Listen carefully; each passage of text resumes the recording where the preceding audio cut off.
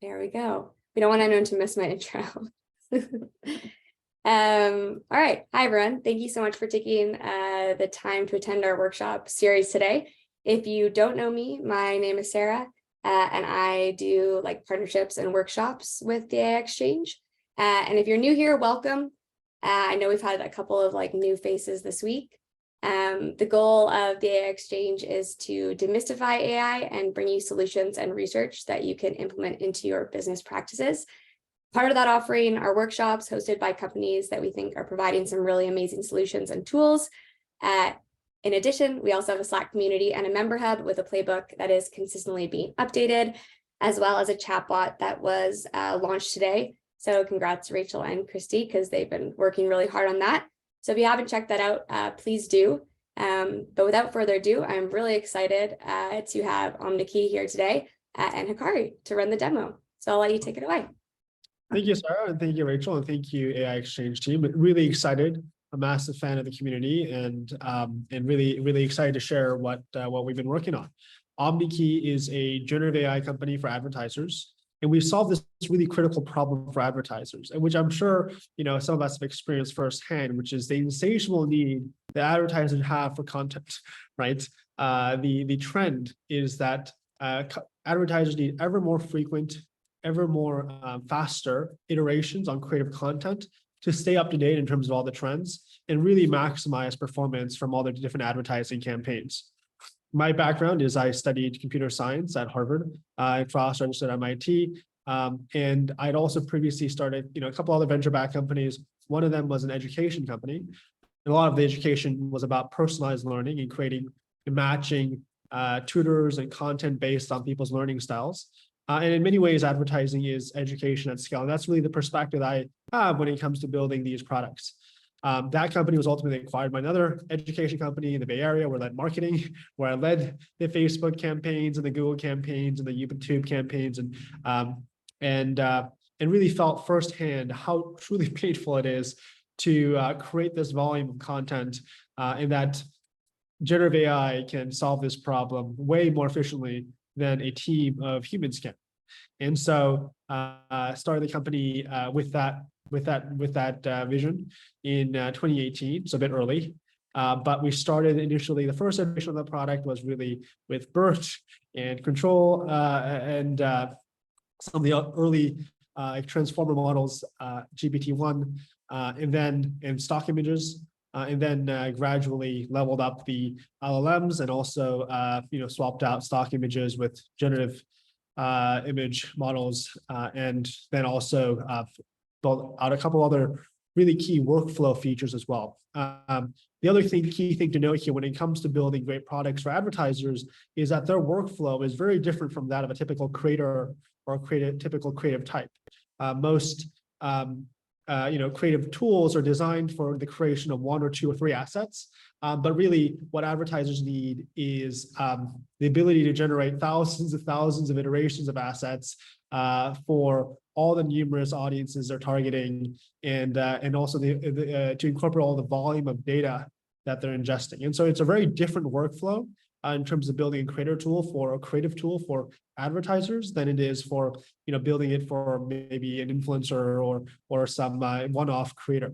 And so that's really kind of the other key thing I want to know when kind of explaining this tool. So I'm going to start with a demo here, and just kind of want to reiterate that there's going to be several components of this. What Omneky does is we ingest data from all the different ad platforms.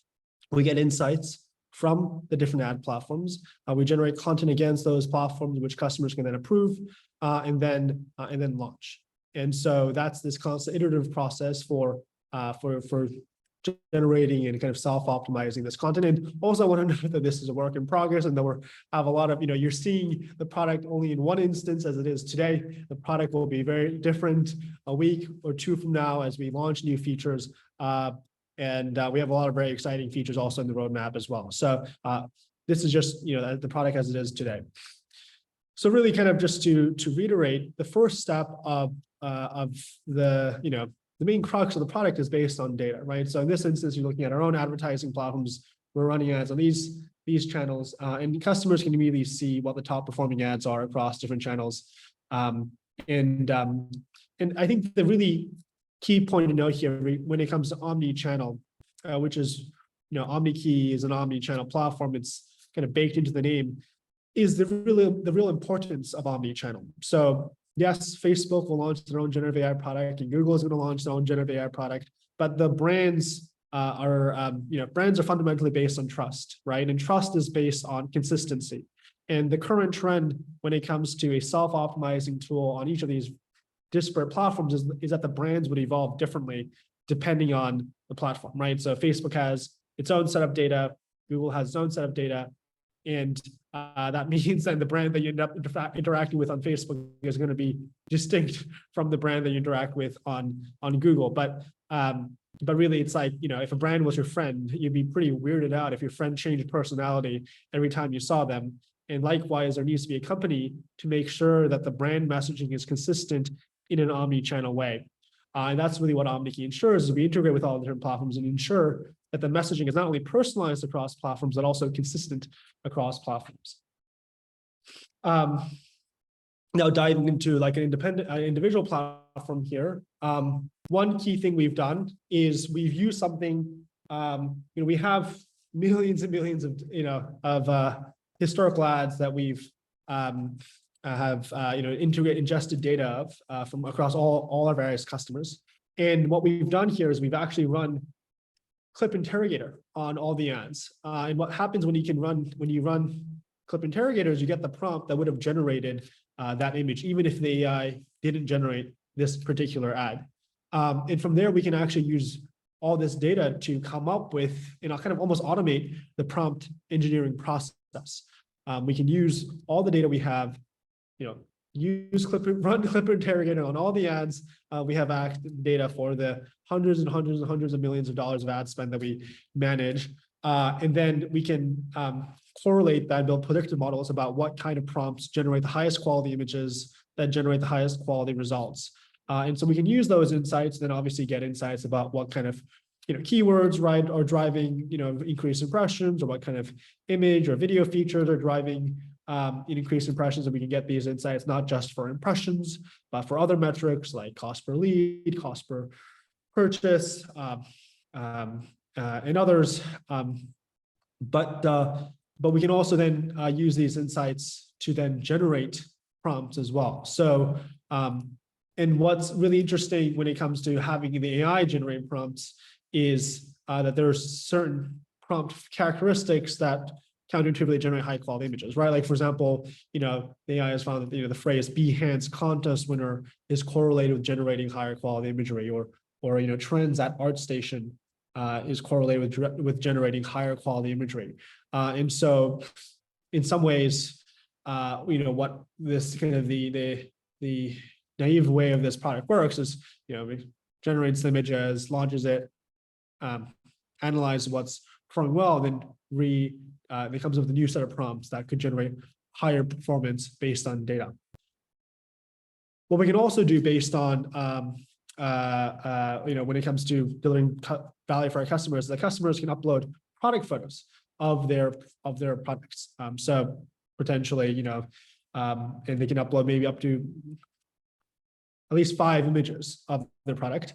And we'll train a custom model on that product to generate images of people wearing that product to showcase in different settings, right? So, for example, in this instance, we have a pair of eyeglasses,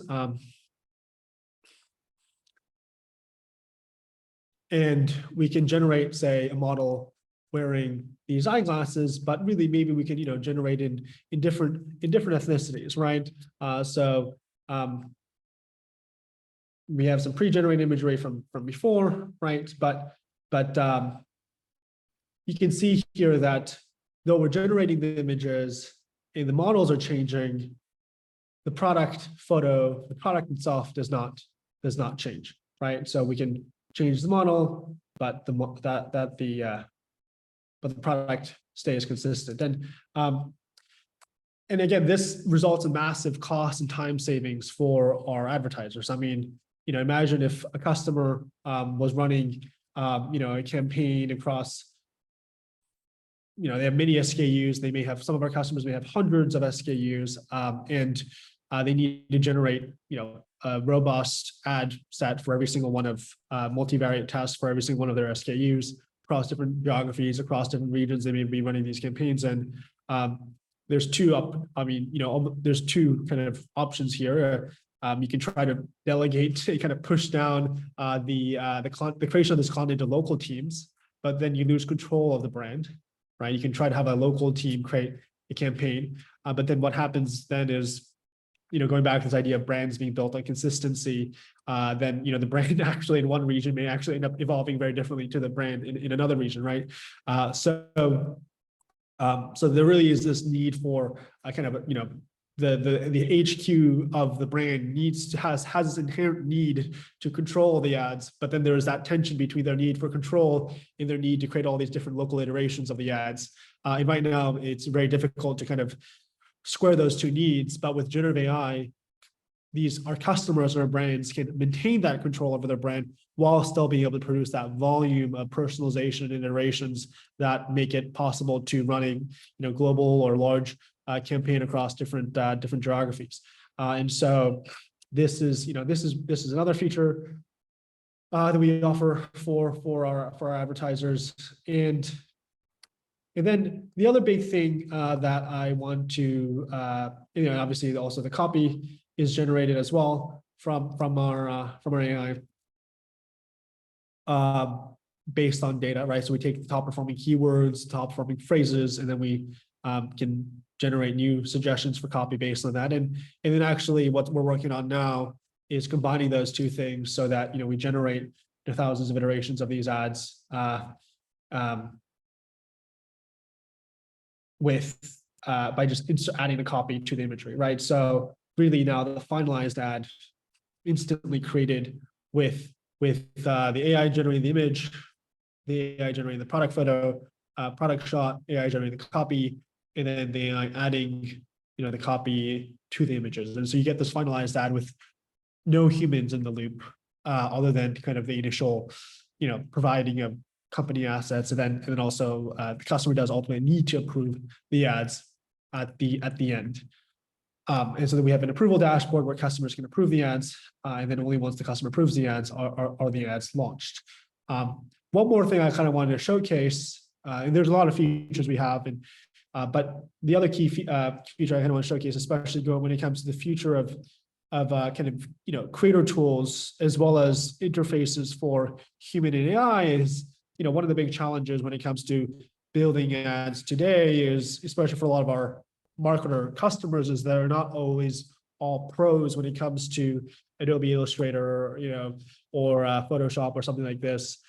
The barriers to entry when it comes to creating compelling content is still very high, and that it'd be really awesome if anybody could just create compelling content through a conversation, and that will empower more creators, more entrepreneurs to create robust campaigns and launch these, and connect with our customers faster. And so what we've done is we built a creative assistant tool that can help customers get better clarity in terms of what kind of ads they want to launch and generate. And so the customer, when they sign up, they get asked a series of questions regarding, what is the brand's product and service. So, I can kind of open this up to, maybe anyone here who has like a company in mind, they may want to generate a creative brief too, or I can also just use one of the examples here. But well, we do, before we jump into the chatbot, Hikari, we do have a couple of questions from the feature before. If I wouldn't mind putting those forward. Yeah, so Alex asked what Omneky's definition of personalization was. Yeah, so personalization is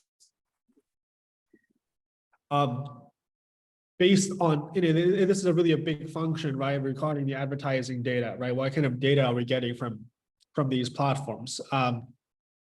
And the data that we get from, say, an ad platform like Meta is that we get anonymized demographic data, right? So we know what their age range is, what their interests are, what maybe their incomes are, where they,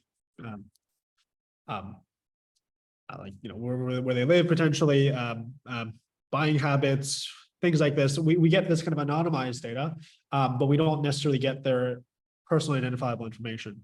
But that said, that is enough information to personalize the ads, right? So we can cohort. At the end of the day, personalization is really not based on you as an individual, right? Personalization is always a function of aggregating you with people similar to you, and then as a group, being able to get insights about that group, right? Because you probably don't produce enough information in your daily activities online to really fine tune a deep learning model, but you aggregate with maybe 300 people very similar to you based on your background and interest and education and income, and kind of buying behaviors or activities can distill good insights about what can motivate you or drive certain kinds of actions. And so that's really what personalization is. It's you cohorted with an anonymized group of people similar to you, and then we can get insights about that, and we can get those insights not just on one platform,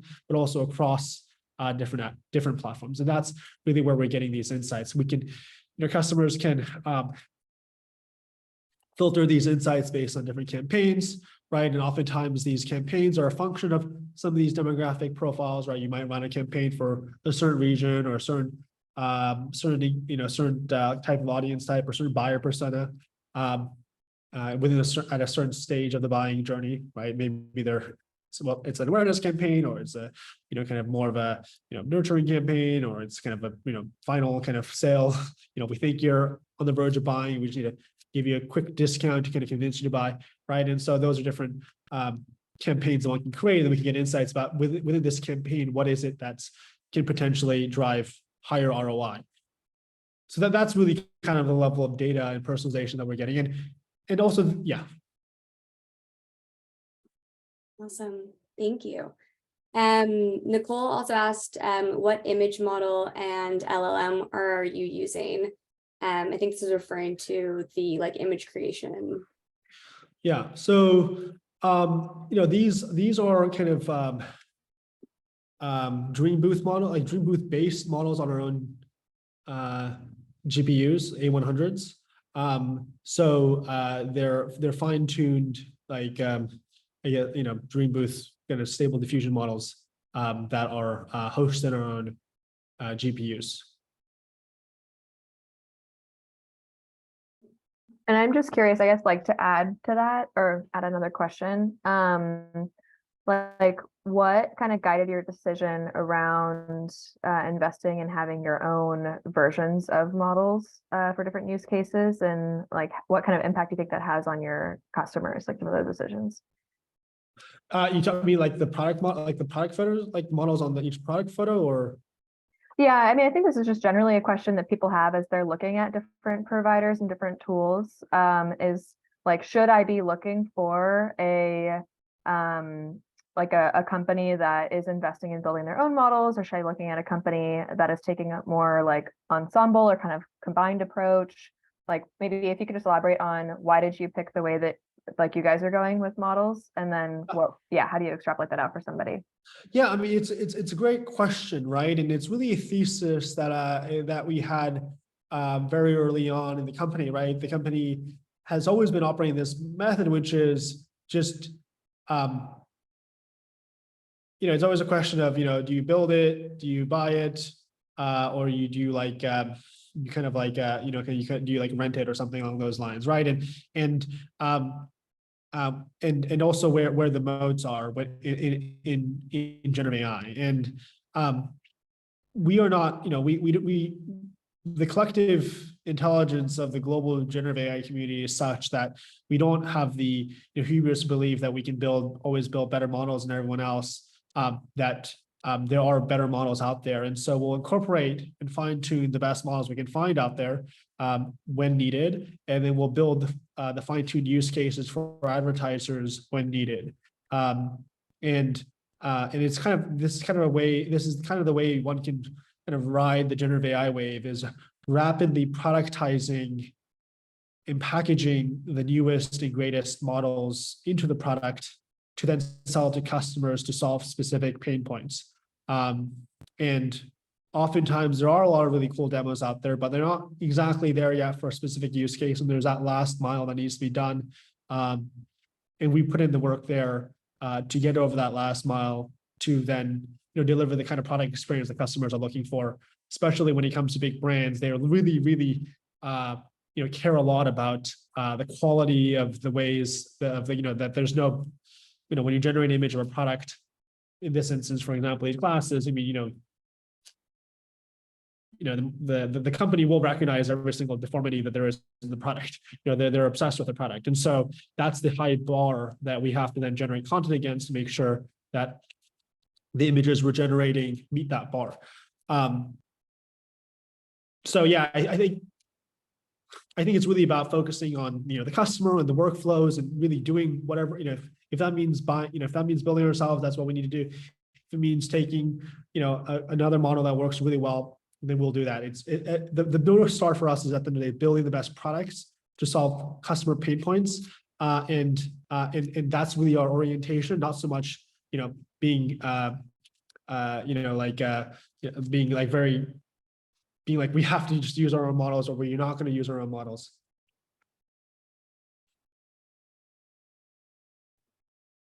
Awesome, thank you.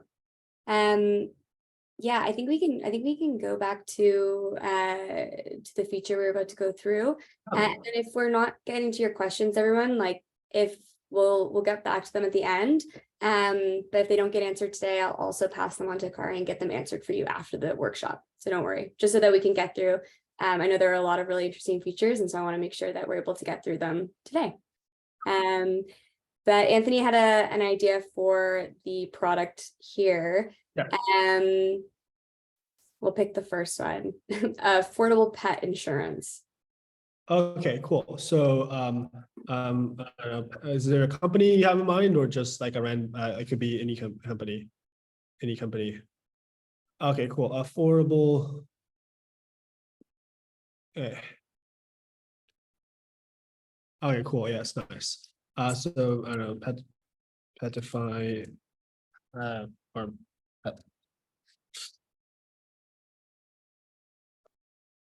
pet insurance is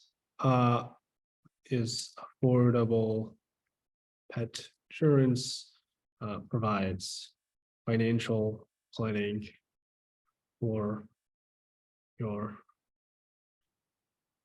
pets. Okay, and then value propositions include, I guess, let's see, what would be a value prop for pet insurance?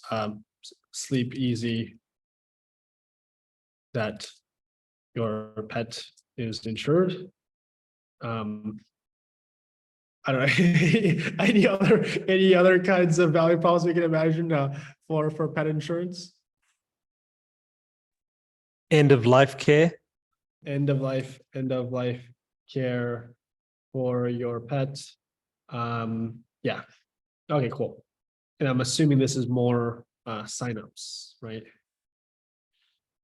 Yeah, signups or purchases. Okay, cool. So with that, our AI will generate a creative brief for pet insurance, and what's really compelling here is the amount of time this saves for our customers and also our team going back and forth about the brand, right? So like, think of, I don't know if some of us may either work in an agency or interact with agencies, but like just like the constant back and forth regarding like, this is what I believe my brand is about, and the agency trying to communicate that to the other marketer, but like getting aligned on messaging. And that really takes a lot of time, and time is money, right? And so what we do is we just kind of automate that process so that customers can get aligned with our platform, in real time, instantaneously. So there is no, expensive, costly back and forth, where everyone's being billed by the hour for kind of getting aligned on what the brand is. And what this, I think, is what this enables what this potentially enables is the ability for humans to communicate. And this, goes back to this kind of earlier thesis about generative AI is I think generative AI can improve the ability for humans to communicate with each other. I think humans have trouble sometimes communicating, coming up with the words or the images that they have in their mind to another person, right? And words are still imperfect, and people use words differently. But with generative AI to assist the human in terms of coming up with the words and the imagery, this can speed up the bandwidth that humans have to communicate with each other. And so what we've done here is we've built an AI that can generate ad concepts, and then the customer can always just delete the ad concepts they don't like, right? It will generate digital headlines, it'll generate video scripts. Obviously, because this is a chat powered, this one is powered by LangChain GPT-4. You can give it additional prompts. Maybe you want to now generate a campaign or in Japanese, something else, and it will do that, right? And so basically, instantaneously, you can generate these creative plans that can just speed up the time it takes to kind of get your idea of what the product is to an actionable set of copy and imagery. And then actually the next step here is and this is actually I really wanted to release this morning so I could showcase this to you all today, but we're actually now also going to generate imagery based on what was kind of agreed upon here. And then it'll add the copy to the imagery, and then you'll get a finalized ad, like through this creative assistant tool.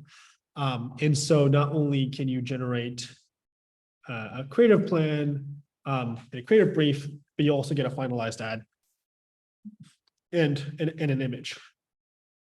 And that would even speed up the process further when it comes to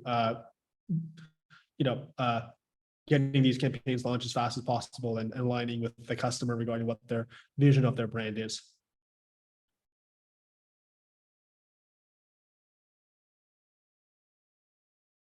And I think the thing here is that this is if you think about it, like dolphins, right? Dolphins communicate with each other through, they operate these massive pods of hundreds of dolphins, right? And they communicate with each other through sonar, right? And they also perceive the world through sonar, right? And so they don't have opposable thumbs, but they can coordinate in massive groups because their communication is incredibly high bandwidth. They ingest their input media form and their output media form are the same, right? They ingest data through sonar, and they also communicate through sonar. Humans, right? We input data through our eyes visually, but we output data through our mouths, right? Through these symbols, and so it's actually very imperfect, right? But what I think generative AI has the potential to do, especially if we can let humans, with a couple of requests to an AI generate images that they have in their mind, it actually can let humans communicate with each other through images and through very detailed media. And that this will help with humans coordinating with each other better and communicating their ideas better with each other than through these kind of abstract symbols, which is what kind of speech is. And so and that if we can do that, then people talk about to AGI and things like this, but and maybe the trillion parameters that GPT-4 has, but how many neurons exist in collective humanity? There's probably 100 billion trillion neurons collectively in humanity, and if we can use generative AI to help increase the communication bandwidth between the 100 billion trillion neurons, I think us losing our freedom to an AI is very, very, very far off in the future. I think the collective compute of humanity is still significantly higher, especially if we can use these tools to improve the bandwidth of communication between humans. And so that's kind of what the kind of the motivating idea is behind this creative assistant tool. And we'll soon, if you can generate video scripts, soon you'll be able to generate the video as well, right? In this creative interface. And then you can submit this creative brief, and then we'll generate the ads based on this creative brief.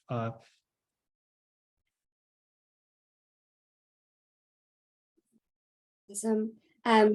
Nicole had also asked before, and I think this is a good time, is there any performance prediction built into the personalization recommendations? Like, Yeah. we know a woman in these glasses is more likely to drive clicks, etc. Yeah. So, it's really interesting. Just right before this call, actually, I was on a call with, Harrison Chase from LangChain, and we're working on, using, LangChain to make the creative briefs powered by, these the data and, the vectorized data of advertising into the LLM models. And so it's, I mean, very soon, probably in the next couple of weeks, we'll these suggestions will have more like rich data embedded in them. And I think this is also the big question regarding, the creative brief being a way for the customer to stay in control of their brand while also incorporating data. Is I think, there's almost two visions right now, right? Where you have complete autonomy, which is like AI just generates the ads based on itself, kind of like how you saw the generate rate based on trending keywords and imagery, but it's happening without a human, or like having a human, but like it's very being inefficient. But I think there's this intermediate step, right? Which is if you could just ingest data and kind of embed that data into the creative brief, then the human can still stay in control of the creative process while still incorporating data into the workflows. And so in integrating data into the creative brief is one of the key things we're working on right now to provide better suggestions based on what's working today in your advertising campaigns. Awesome, thank you. And then Anthony had some questions about does your product specialize in a specific niche? Because there is some video, and then like how many types of content does it produce, and are some stronger than others? Yeah, so it's a really interesting question, right? What the future of media buying is when it comes to advertising, right? I mean, right now, a lot of the demand for media buying is, both display ads, which are imagery, and video. Especially, one of the big media buying opportunities is streaming, right? So Netflix ads, Disney ads, and the like, Fubo, Tubi, right? These are some of the fastest growing advertising platforms as well, and turning linear into kind of this programmatic streaming advertising. And so right now you can see that the AI is very good at generating imagery and image ads and display ads, but when it comes to video, it's still a bit early. And that's where really we have a whole marketplace of we use templates and the marketplace of creators to kind of do the finalized video ads for our customers to deliver high quality content. So we deliver on video ads as well. And I think this is really where things like the creative brief can empower this marketplace and assign them the right tasks so they can produce higher quality content at a much faster level of productivity. And I think it's also a question is, I don't think display ads are going anywhere either. I think one can imagine a world where in the future potentially a chat-based interface then kind of pushes out to links to other websites, right? So and then there's opportunities for platforms to sell ads on those platforms, right? So like images, we do both images and videos. Awesome. And does the AI define who the prospect is and then chooses what to show them? This is another question you might think. Yeah. So what we've done is we've essentially built like personas, models based on buyer personas, right? So again, each campaign being kind of a persona of a sort, right? And then transferring insights across different campaigns based on who you're targeting. And then obviously each brand is also its own kind of model, right? Like what works to sell toothpaste isn't going to work to sell insurance. And so like those are, one needs different models for those types of businesses and who you're targeting. And so, there's a model based on the customer, the brand, and then there's models based on who the target audience is. And Nicole asked, what kind of data will you be training performance predictions on? Just your own ad data, or do you have access to large volumes of ad data to train on? Yeah, so it's predominantly based on proprietary advertising data that we have from the various advertising APIs and from our customers. So to get access to advertising data, you need two forms of permission, right? You need permission from both the platforms. Like the platforms don't just give advertising data to anybody. One does need to track. This is also one of the key, started the key kind of priorities when I first started coming in 2018 was just to get API access to all the different ad networks, right? It's not trivial to necessarily just get API access to all the different ad networks. And so getting API access to the ad networks and then getting each customer to then okay us using that data to train our models is key. And there's two permissions required there. And then the other key thing though is that there is some level of transferring of insights across similar kinds of companies, but at the same time, a brand is distinct, right? And what works to sell a product for one kind of brand might not even work to sell very similar. So like, the example I'd give is like, in San Francisco, you have, the headquarters and founding city of, both Gap and Levi's, right? From the gold rush. And those are, both sell jeans, but they're different brands, right? So what works to sell jeans for Levi's is going to be slightly distinct from what sells Gap. And in fact, probably they are going to be distinct because, marketplace is a function of differentiation, right? I mean, you only have two brands exist because they're differentiated. And so we tend to find that what data shows to work for selling one brand, and a customer may find authenticity when being told by Levi's a certain messaging. They might not find that same level of authenticity if Gap were to try to say that same kind of messaging. And so, trust is very complicated, right? Trust is very nuanced, and brands are a function of this trust. And so, data can kind of unearth what kind of messages consumers find compelling coming from certain kinds of brands. And that's what we can help customers unearth as well through this kind of brute force approach, if you will, to testing and optimizing content. Awesome. Thank you. Carl also asked, are you worried if Meta, Google, and Ally come out with their version of this and with their data used to train it? I'm worried about a lot of things. Obviously, as a founder and CEO, a lot of things worry me. Obviously, I'm, these things, right? Every competition from both other startups and competition from incumbents. These are things that are a concern. But it goes back to this idea of omni-channel, right? Like Meta will use its own data to improve their own ads, but ultimately, a brand is based on trust, and brands need an independent company for the insurance of that trust across different platforms, right?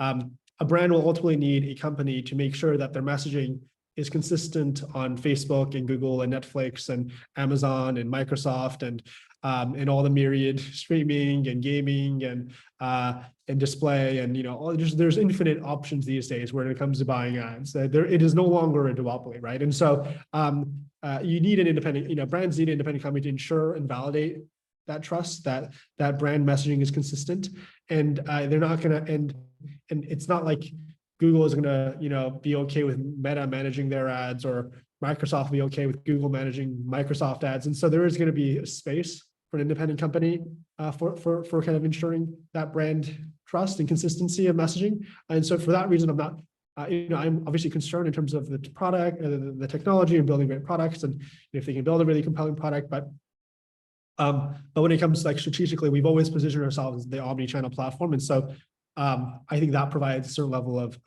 kind of protection in some ways from something like this. Awesome, thank you. I actually have two questions that are kind of that I feel like are kind of combined, but Adam said along those lines, what's the most defensible piece of Omneky? But Rachel had also asked if you could share more about how you got to where you are today versus how you started in 2018. And I feel Yeah. like those are sort of combined because I It know is, it's exactly combined, right? I mean, it's the same answer in some ways, right? Which is when I started the company, when I was IDing the company in 2017, started the company in 2018, I thought that we'd enter a world where generative AI would become very big. And when generative AI became very big, there'll be dozens of companies like generating personalized ads, including companies like the incumbents. And so I always was thinking, well, what are the moats that, like, as a second-time entrepreneur, one does think about distribution and moats, right? Not just building compelling products. And so the moat that I came up with is I think one of the biggest moats when it comes to a space that's changing very quickly is brand. If you think about it, like in the 1990s in the internet era, right? Who were the leading companies? Well, Yahoo was one of them. Well, Yahoo was the most valuable company at one point. And what was Yahoo's moat?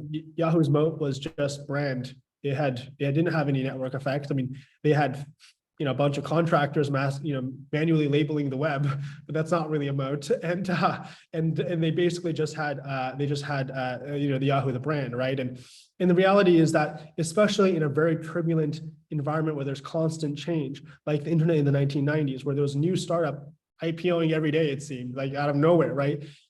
Consumers and customers flocked to trusted brands like Yahoo, like AOL, that even though there was no other form of defensibility other than brand, it was big enough to kind of let them grow to a certain size. And I think it's similar with generative AI to some extent, because generative AI is so complicated, is going through so much change. And there was a lot of confusion and noise in generative AI. I think, therefore, consumers and customers will flock to trusted brands. And this is really where our 4.5-year advantage, building a consistent brand around generative AI and advertising, comes in handy. And this is why I never deviated from building that brand from day one, which is that Omneky is a company that generates personalized ads from scale. I've been saying this through droughts, and I've been saying this through floods, right? And we never really deviated from this messaging because I thought, again, brands are built on consistency, brands are built on trust. And if we can consistently communicate this message that Omneky is the leading generative AI company for advertisers, that becomes a moat. And so we very, very early on, that one of the big strategic focuses for me when starting the company was establish a brand of Omneky as the leading generative AI company for generating personalized ads at scale, and then staying consistent with that messaging and building on that brand. Again, brands, it's built day by day, right? Just step by step, incrementally, you build that brand, and that just takes time. Building brands take time. Getting trust takes time, and so that is one mode. I think some of the other modes, right? I've explained, like the data integrations. Not everybody has access to the APIs, all the different advertising APIs we have access to. That takes time. Again, that takes trust. That takes a track record to get access to those networks. We have a lot of data from from our customers and from these ad networks that may let us build better predictive models for our product and for our customers. And then we have, we built a whole workflow around, solving this particular pain point for advertisers. That's also based on, working closely with customers day in and out for years, really understanding their pain points and building products to solve those pain points. And so, brand, data integrations, data workflows, those are all areas I think that moats will be built in, just general. Yeah, I mean, these are some of the moats that we have. Awesome, thank you. I know we have about like 10 more minutes. So I just wanted to make sure, were there more There's one more, more of the product that you were hoping to run through, or do you want to open it up to questions? Yeah, I mean, there's there's a whole new essentially dashboard we're planning on launching, in the next week. And I think that this is the other key thing I wanted to showcase was our digital asset management tool, right? So in a world where there's infinite content, the content management will become ever more critical.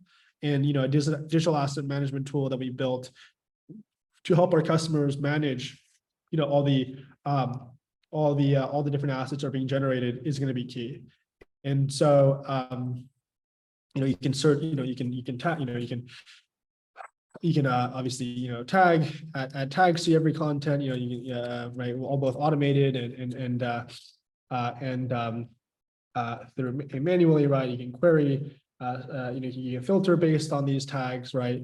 You can search based on when it was modified, the file types. You can search files like I don't know, based on the file names, small for level, right? And so these are some of the also. This is another key component of the product, our digital asset management tool for. To help customers manage the increasingly infinite amount of content that they have to manage, and increasingly more and more infinite every day. If you think of some of the highest market, highest multiple companies, right? They are, there's one bucket of them, which is content management tools, whether those are tools like Sprout Social or Sprinkler. There is value in content management, social media management, in a world where there is more disinformation and more content to make sense of. And so I think content management is another area, another core pillar of our product that I just want to showcase. Awesome, thank you. And Nicole asked who your target customer is for this. What type of company, who is the buyer in the company.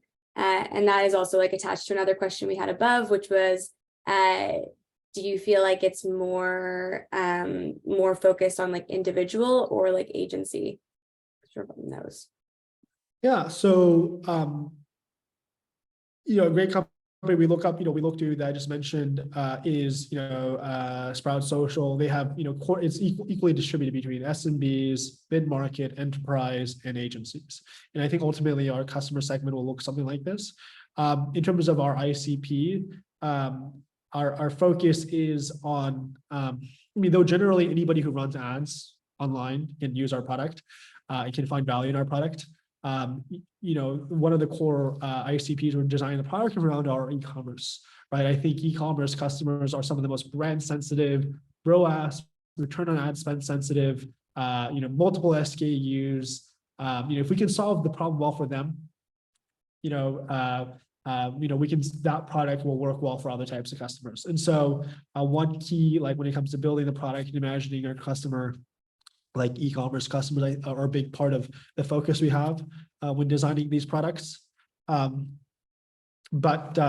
if you're a SaaS company running ads, or you're a mobile app or a game, we have lots of different types of customers using our tool today to drive better efficiencies and scale their marketing.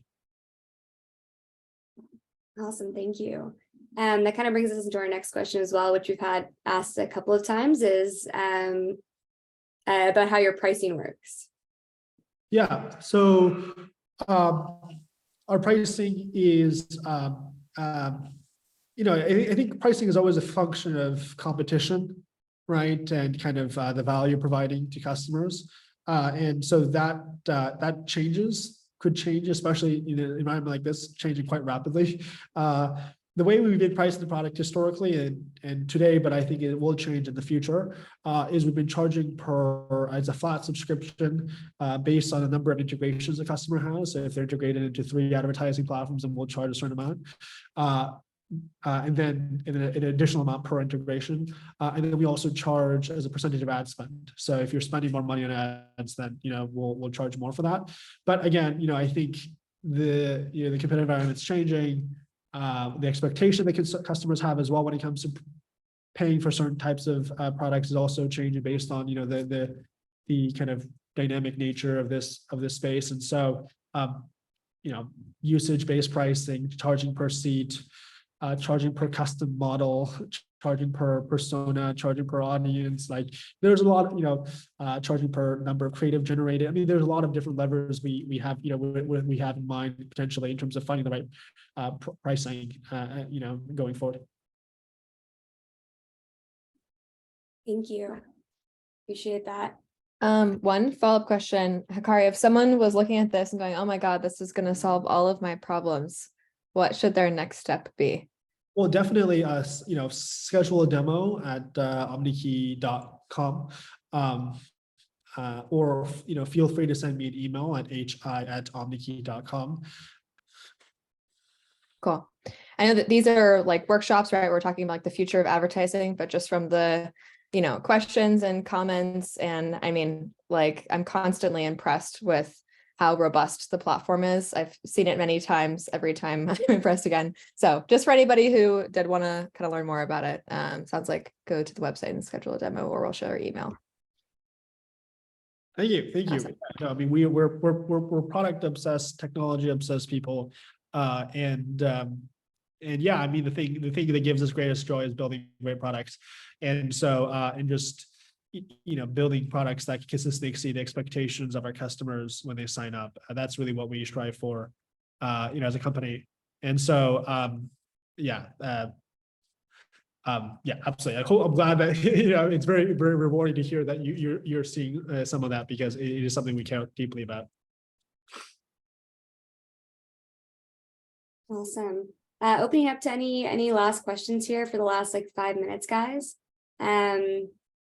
Also, we'll be able to when they're rolling stuff out, we'll also be letting you guys know in the community. And if you ever want to be introed, either this week or whenever, feel free to reach out to any of us, and we're always happy to do that.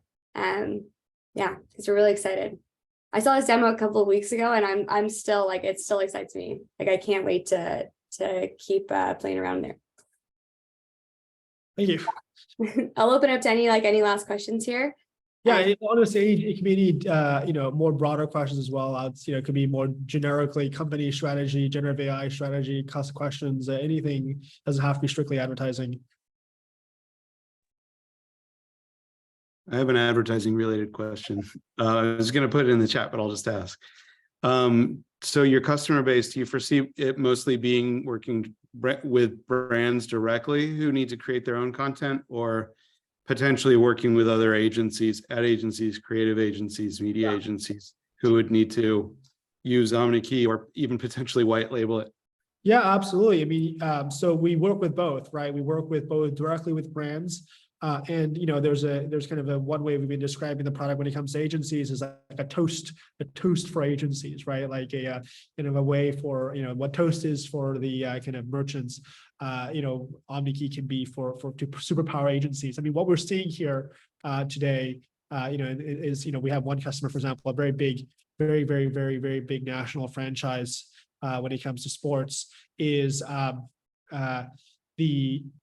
maybe if not the biggest, is the demand that advertisers have when it comes to the speed and frequency of content is not something that agencies can meet anymore, right?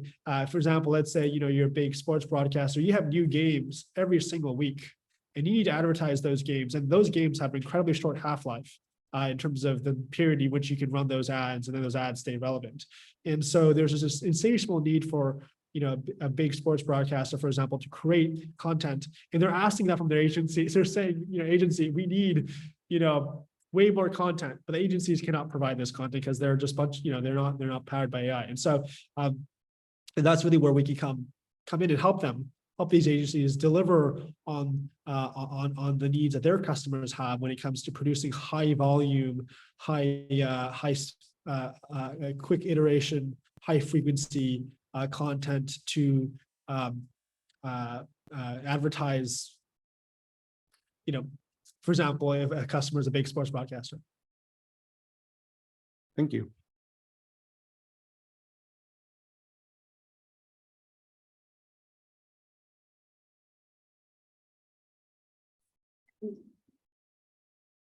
All right. Well, if there I have another question. We have 3 minutes left. This is a more creative question. Thank you. You can tell I'm really engaged with what you're doing, so I'm going to email. Do you find that your generative tools are producing a sort of a consistent style of work in the output, or do you find that it's highly varied even within the different buckets or categories of style prompts and stuff? Are you seeing patterns a lot, or do you feel like the creative is reinventing itself more often? Yeah, I think it goes back to this earlier point of what is authentic to each brand, right? What as a consumer do you believe when a brand communicates a message? I buy that when this brand says this thing, and that is very distinct. some brands have a more of a childlike, cartoonish brand, a cartoonish feeling because their consumers want more content like that from them.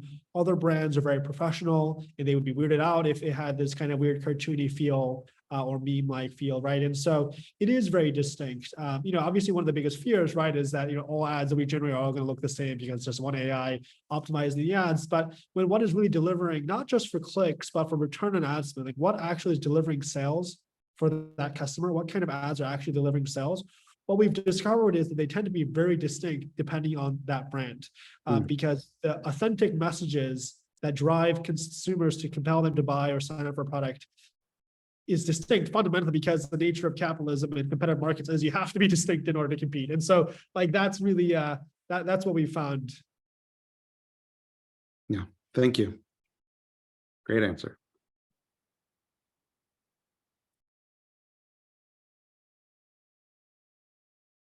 Fantastic. Well, thank you all for your time this afternoon. And thank you again for coming in, Hikari, for that awesome demo. And we will also be sharing the recording in the Slack. And we hope to see you guys at our next one. Thank you so much. Thanks, everyone. Thank you, Sarah. Rachel. Thank you. Thank you. Have a Really, great day, really, everyone. really enjoyed this. Thank you. Awesome. Thanks, Bye-bye. Hikari.